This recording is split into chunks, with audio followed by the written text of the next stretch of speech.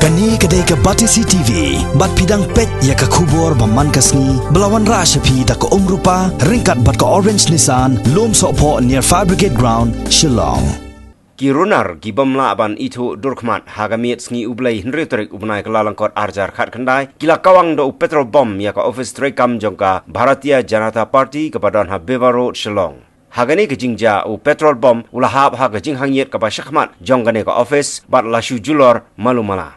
Nagaliang Jong Director General of Police ke Jella u Superintendent of Police ke East Khasiels District bat kiwai ki he polit kila her marmar sha ka tai ke jaka tang shio jing tip halor kani ke jingja daga bapentip ru marmar sha ki polit ke tenat pelip ding kinong yalam ka party BJP kila suba ba ke jingsha Kawang Petrol bom Jong kani ka Office Treikam kala bandai daki priu ki ba persya ya ka Citizenship Amendment Bill. Uba Alexander Elhek MLA ke BJP ha ke jingye kren bat ka Batisi TV ula penrem jur ya ki priu ki badon kti ha kani ke jingja bat pentip ru ba ka party kan sapha ra ke jing tho sho menteri ke tanat kampo yeng ke jela ban twet bat ban kem mardor ya ki badon kti halor kani ka kam Runar. Of course, but the accident took place yesterday. So we have with us here the Vice President of the BJP Meghalaya, Mr.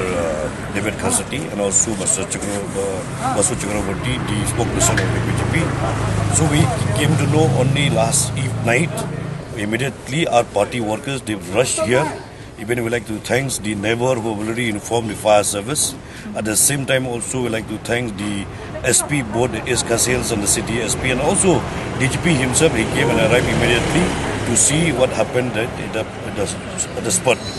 Then immediately they have controlled the situation, and we from the BJP Meghalaya State Union, we widely condemn this kind of arson, this kind of the inhuman, and also this kind of violence happens to the BJP party office.